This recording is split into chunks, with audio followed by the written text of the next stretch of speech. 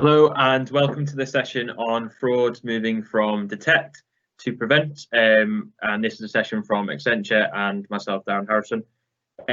So what do we want to cover today? So first of all, I'll just cover off a quick introduction to myself and Accenture.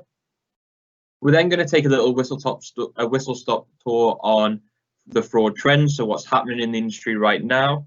And then we'll talk about why is it important to move from a detect model to a prevention model, particularly whilst we're in this digital age that we are moving to. Then we're going to move from a why to a how. So how do you achieve that? And then finally, we'll touch on the journey. So, these aren't going to happen overnight. So how do we get there? What's that journey you need to go on? So quick introduction to Accenture and myself. So for those that don't know, Accenture are a global consultancy, technology and operations company. But I'm today coming to you from the risk practice. So what does that mean? We advise clients across the globe on how to mitigate and manage their risks accordingly. Specifically, I manage the fraud consulting side of that, and I advise clients across the globe, but mostly in the UK, on fraud risk, and particularly focused on how you use the power of technology and how you use the power of data to help you manage those risks accordingly. I spent most of my career working in the financial services sector, so I have supported mostly a lot of banks, whether that be in the UK or globally, in managing their fraud risk. But more recently, I've now moved and evolved to supporting government sectors, and particularly in the last few months, I've been focused on supporting government sectors in their response to some of the COVID schemes and the obvious fraud risk that has brought. I've just put my email address at the bottom there, so if you do have any questions from when you listen to this presentation and you want to follow up on anything related to fraud or how we do move a bit more detail about how we move from detect to prevent, please do drop me an email and we can set up a separate session. Okay. So before we go into the moving from detect to prevent, I just wanted to just stop a little bit and focus at what are the fraud trends that are happening in the industry now, and why are those changing fraud trends mean that we as professionals that are trying to prevent fraud need to take stock and rethink our approach. I think first of all, the fact that the digitalization of services. So if we start on the left-hand side, ultimately, as more and more services move to digital, whether that be people purchasing online shopping, whether it be social media, whether it be the ability from a government department to apply for benefits or for grants or for loans, etc., and all of that moving online. Whilst that is a great customer journey, and I'm not here to say that isn't important, and I'm a big advocate of that, I think inherently we all agree that by moving digital, it does increase that level of fraud risk. And just one thing to think about that is, if you think about how we would previously been, in the UK particularly, we would have opened up our services when it was, either over the phone or in person to around about 60 odd million people could have utilized those services. As soon as you move that digital and you move that online, in theory, you're going from a target audience of 60 million to around about 7.5 billion. So it's quite a big risk. And clearly, from a fraud perspective, what it does mean is that you no longer really know who it is that you're speaking to and who you're serving. So it is a very important fact, and we'll touch on why that's important in a little bit. The second one, which kind of goes along with the whole point and that of people moving to digital, is the fact that more and more of our data is being compromised as our habits change. So think about when you're sat in a cafe or a Starbucks, whatever it is, and just want to get onto the Wi-Fi, you obviously enter your credentials to get that. Whether you're purchasing things online, whether you're using social media, we now share our data so much more with so many different organizations and people than we ever have before. And naturally that brings a risk because, eventually or ultimately those organizations, and, it's not just the small organizations that get targeted, the big organizations get targeted as well. They will get targeted by cyber criminals that are looking to steal and skim that data off. And they do that. I think I saw a really interesting stat the other day that suggested that for Western economies, 9 out of 10 adults aged 18 to 45 actually have their data compromised online, which is a pretty scary fact. The fact that 9 out of 10 of us, we'll have our data somewhere in the cyber world that could be used by fraudsters. And then I think that has been an enabler for the third one, which is about the organised and sophisticated crime. The fact that fraud can happen now behind a computer screen, it doesn't have to be in person. The fact that the data is available on scale, it means that fraud is now an act that can be heavily monetized by the organised sophisticated crime. And I think if we would have been having this discussion 20 years ago, it would have been, 80% of fraud was opportunistic and 20% was probably the more organised and premeditated. I think we're probably role reversal now, and actually 80% of fraud is most likely organised and premeditated, and 20% is actually of the opportunistic type. The fourth point I just wanted to cover off was around fraudsters transitioning to government. So, as I said, in my career, I spent a lot of the last sort of 10 years working within financial services, supporting the banks and managing the response to fraud. I think actually what I've noticed in the last 12 to 18 months, and I think will be a trend for the next 12 to 18 months, is that fraudsters are starting to migrate away from financial services and are starting to migrate more towards government services. I mean, there's no doubt that COVID has definitely helped that and accelerated that, but I think it's something that we need to be aware of as we go forward and as government offer more and more digital services and as government move more and more to the offerings that they're going to be giving over the next few years. And the final point, the fifth one, is around the increase in third-party fraud. So I think this is a fairly obvious one. If you take the fact that the digitalization of services, you take the fact of all of our data being compromised and the move to organised crime, it's not a surprise actually that third-party fraud is increasing.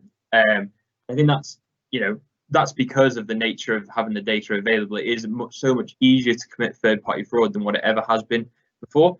And I think we'll probably see over the next few years that continued trend of growth in third-party fraud. And I think why that's important from a government perspective is actually, I think, historically, the majority of fraud against government was typically first-party fraud. But I think now is the time that we reassess that and we say, actually, do we need to shift our fraud prevention models and the way that we are looking at fraud and think more at the third-party fraud than looking at the first party? And then if we look at the sort of like bottom, nice little equation there, essentially it is all of these 5 factors, but there is no doubt that it has been accelerated and made much worse by the fact of COVID. We have, first of all, governments have given out more money than they have ever gave out before, and that has ultimately piqued the interest of fraudsters. There's no doubt about that. So there's no doubt that fraudsters will more and more transition to government, but also thinking about people working from home, people that are now needing to do their Christmas shopping online. So they're going to be giving their data to more and more places that they've ever done before, and sharing their data digitally more than they've ever done before. And then, finally, the fact that people feel more vulnerable and people are potentially economically vulnerable because of the situation with the pandemic and the situation with job losses, etc. People are either more willing to try and attempt fraud, or also they are willing to make a quick bit of money by supporting fraudsters in that way. So I think that's what, all of that together kind of creates this perfect storm of fraud that we think is not only happening right now, but I think is going to be the trend for the next 2 to 3 years as we recover from this pandemic. So that was touching a little bit on the trends. Now I want to move up to why is it important to move from detection to prevention. And what we mean by detection is we're referring to this as a post-event activity, and whereas we talk about prevention as being a pre-event or at the point of the event activity. So ultimately the funds or the service is not given to the end user if it is prevented.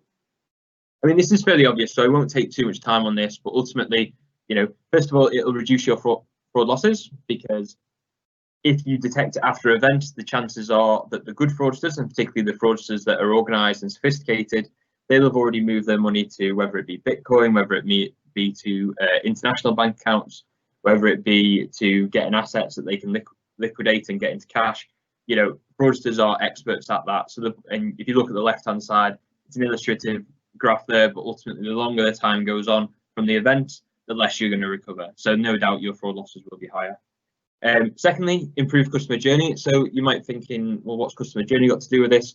Well, actually, if you feel like you have a really strong prevention model and you're comfortable with what you're doing, you can make a faster real-time engagement model with the customer. You can make it so that if you're confident in your controls and you're confident in your prevention analytics, you are able to get the money and the services out to the people faster, which ultimately is better customer journey. Thirdly, and coming back to the point around the fact that if you detect it post-event, you need to have an investigation and a recovery capability. And the more that you move to a post-event detection rather than a pre-event prevention, that's ultimately costs you money. It costs you money to investigate the cases and it costs you money to recover it. So, ultimately by reducing the number of cases that you do through detection, you'll ultimately reduce your cost base. And then finally, and to be honest, most importantly actually, is the way that it will prevent further fraud attacks. Because if you prevent fraud from occurring, it essentially will decentivize that scheme to a fraudster. And one of the experiences that I've seen in financial services, this is a really big thing, is that if a particular financial services client has a really strong prevention model on a particular type, the fraudster will stop trying and they'll just move elsewhere. And whilst that doesn't necessarily stop the fraud from occurring in the whole ecosystem, what it does do is it will decentivize them from attacking your particular department or your particular area. I think that's a really important thing to take forward. So obviously we talked about what's happening in the industry. We've just touched on why it's important. So now the question is, how do you do that? So, and to be honest, I could probably talk for hours and hours around how to do it, and I can go into the detail. But I think what I wanted to do in this session, is that in a shorter period of time, is condense that into 3 subsections. So customer education and warnings, authentication and identity management, and finally real-time data and analytics. So if we start off at customer education and warnings, I think this is a really interesting one, and it's probably one that I can bring a lot of experience that has been, as I said, my experience in financial services, there's been a lot of investment in customer education and warnings over the last 2 to 3 years. And actually, it's seen a really positive feedback. And it's one that I think that government can definitely learn on going forward. Whether it be an education on scams, there's no doubt that we're now seeing in the last few years more and more scams on whether it be HMRC payments, whether it be ability to claim benefits, whether it be ability to get loans and grants, or we've seen during COVID the ability to get extra funding, or whether you owe a fine, etc. There's no doubt that there is more and more scams going on regarding government services. And I think clearly that shows that there needs to be more important education about scams. But actually, if you look in just like the left-hand side now, you'll see a few text messages that I've got there, which is a really interesting one. I wanted to raise it in this session. Is if you remember back in March, the government UK Gov sent out a text message to, I think, the whole of the UK actually, saying that obviously when we went into lockdown, to be careful of coronavirus and also to check the website for the latest advice. And you can see that text message is the top one there, and that was sent from UK_Gov as the message tag, and that was sent out with a hyperlink in it to, I think, over 40 million people in the UK that text message was sent out to. Now, if you look at the text message below that, this is on a genuine phone, this is a genuine customer. They received that text message a couple of days after, claiming to be from the same UK Gov. And if you understand the way that SMSs work and smartphone work, if you tag a message with the same tag, so UK_Gov, which you can do, it will appear in the same message feed. Okay, so they've come back with you've been spotted outside, you owe a fine, click this link to pay. So 2 things that we know that is wrong, and probably what we can learn from this occasion is, first of all, you can protect your tags. So one of the things that I've seen that particularly the financial services have done is you contact the telecommunications company, and you can actually speak to them to protect those tags. So UK_Gov cannot be used by any other party other than the designated party. That's the first point. And that would have stopped the text message coming in that same thread, which builds trust with the customer. The second one is around the use of hyperlinks. And I think it's one that more in the last 3 or 4 years, we have massively been moving to a world where actually the banks tell you, do not click on a link in a text message. We will not send you a link. And I think the customers have, it took a few years to get there, but they're now in a position where every time they see a link in a text message, they'll question it, or at least they will do from a banking perspective.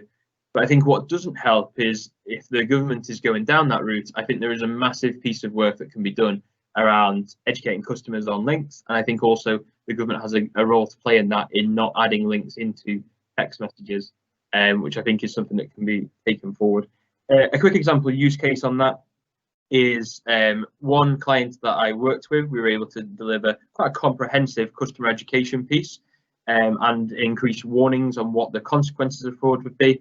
And we saw actually a 20% reduction in fraud within the first 30 days of those schemes going live. So quite a big reduction in fraud. And I think the reason why I like customer education warnings is because you don't really need to invest too much in technology. It's relatively simple to do. And can be done quite quickly. You're not waiting for lots of data, you're not waiting for big technology systems to be deployed. It is quite a quick and easy turnaround. Okay. Moving on next to authentication and identity management.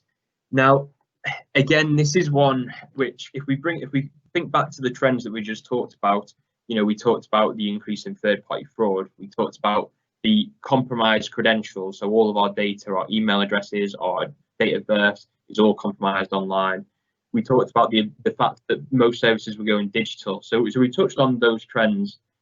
Now, a strong authentication and identity management solution will help mitigate those risks. And what I mean by that is you've got to look beyond the credentials of someone logging in. So it's not just a username and password, it's not just email address and password and mother's maiden name and all of these static characteristics that are so easy and so easy to unpick. So you've got to start thinking about device data. You've got to start thinking about biometric data. You've got to start thinking about what internet history has that user used. Is that in what you would expect for that user? Has that device been used for other applications? Has that, are those biometrics similar characteristics to a fraudulent biometrics? All of these things, and there's, without going into too much detail in this session, there are so many tools available now actually that can help you move to a world where you can use biometrics and device to help do that silent authentication in the background, help you build a stronger digital identity picture. I think the technology is there now, but I think there is still quite a bit of work on how you use it and when the right times to use it is. And just to build a little bit of an example use case there, a client of ours, we worked with the client to implement device and biometric monitoring, and pretty much within 3 months of that going live, we were able to see a 30% uplift in the amount of fraud we were able to prevent before the occurrence. And that's a really key thing, because again, if we come back to why is it important, that 30% that we prevented didn't need to be recovered, it didn't need to be investigated, we stopped it at the point in time of the login, and that's what's really key. So finally, moving on to real-time data and analytics as the final point of how to do it. And to be honest, this is probably one of my favorites because I like data and I like technology, but also I think this is the more strategic option, and this is something that I think all areas should be doing to some extent. And the point is that the data is there actually, believe it or not, and whether it be governments, whether it be private sectors, the data is there to make a very good risk-based decision on whether that is the genuine person and whether you think that application is fraud. The hard work is bringing that data together and bringing it into a single risk engine and doing that in a real-time or near real-time fashion. That's what makes it hard. But there's no doubt that the benefits of doing that and achieving that is vast. Taking one again, coming back to an example of one of the clients that we worked with, it was a financial services client, but what we learned was that by building a risk engine, and again, we used the authentication and device data, we built that into the risk engine, we brought in all of the customer data, we brought in all of the application data for that particular scheme, so we could see not just what that user had applied for, but also what other applications have been done by using that same device, what other applications have been done using the same IP address. We brought all of that data into a single risk engine, and we were actually able to achieve over 90% fraud prevention by value, which, to be honest, is an amazing figure to achieve. And ultimately, again, coming back to why does it matter? Well, if that 95% of fraud is prevented before the money or the services has gone out, ultimately you've only got 5% you need to worry about investigating and recovering.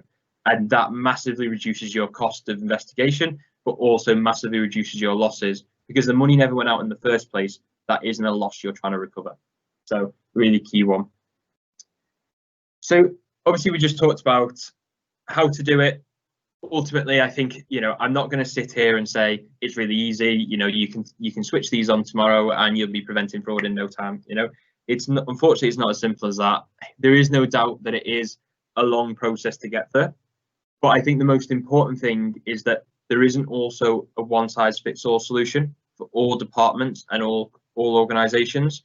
And I think whilst this is a journey and, it's kind of an illustrative journey of how to get there, I think the number one point, and this goes for every organization, whether you have already got solutions in place, whether you've already got some level of prevention technology in place, you should always assess what your current fraud risks are and what your future fraud risks are. And again, coming back to those fraud risks that I mentioned and how the trends are changing, think about how that will impact you now and over the next 3 to 5 years, and think what you currently have in place, is there suitable prevention models in place that is going to stop fraud from happening, or do I need to reassess and rethink it?